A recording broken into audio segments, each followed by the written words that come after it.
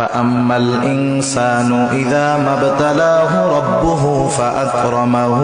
ونعمه আল্লাহ রাব্বুল আলামিন বলেন ফাআম্মাল ইনসানু ইযা মাবতালাহু রাব্বুহু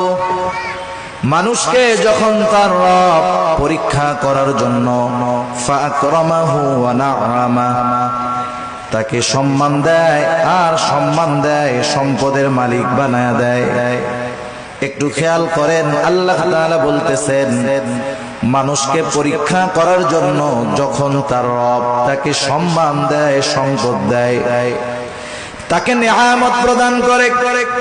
সে নামাজ না পড়ুক রোজা না রাখুক সে মানুষের কাছে বলে বেড়ায়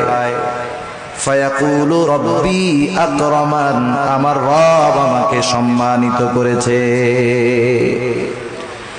আল্লাহ তাআলা বললেন আমি মানুষকে সম্মান সম্পদ নেয়ামত পরীক্ষা করার জন্য দেই আর মানুষ এটাকে পরীক্ষা না মনে করে সে বলে আমার রব আমাকে সম্মানিত করেছেন। প্রথমত একটা জিনিস আমাদের ক্ষেত্রে ক্লিয়ার হওয়ার প্রয়োজন আল্লাহ তাআলা শুধু অভাব কষ্ট দুরবস্থা দিয়ে মানুষের পরীক্ষা নেন বিষয়টা এমন নয়, বরং সম্পদ সম্মান দিয়েও আল্লাহ তাআলা পরীক্ষা নেয়।